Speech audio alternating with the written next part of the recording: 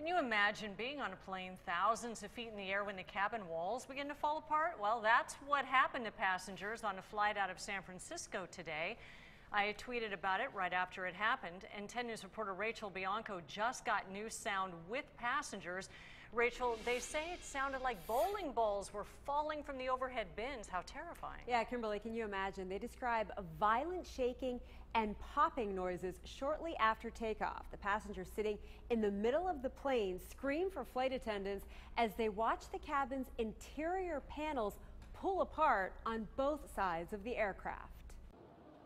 James Wilson is an amateur race car driver, but he says nothing on the track has been as frightening as what he went through on board American Airlines Flight 2293. And all of a sudden, heard this loud pop, pop, pop, pop, pop, really loud, and then ripping sound. Wilson says it was about 45 minutes after taking off from San Francisco. It sounded like bowling balls were falling from the overhead bins, and the very last thing that happened was all the interior plastic panels insulation started ripping out from the sides of the aircraft.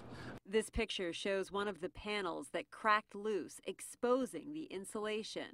So it was terrifying. We didn't know what was going on. An American Airlines spokesman says they're looking into the possibility of a blown air duct. The airline says even though the problem was related to pressurization, the cabin did not lose pressure and oxygen masks did not deploy. How violent and loud the sound was coming from the outside of the aircraft inward, and the final thing being, those panels coming in, it sounded like we were going to lose the front part of the plane. Wilson and the other passengers are still in San Francisco. The airline will fly them to Dallas on Tuesday. The FAA will work with the airline to determine the plane's exact problem and correct it before it flies again. Rachel Bianco, 10 News.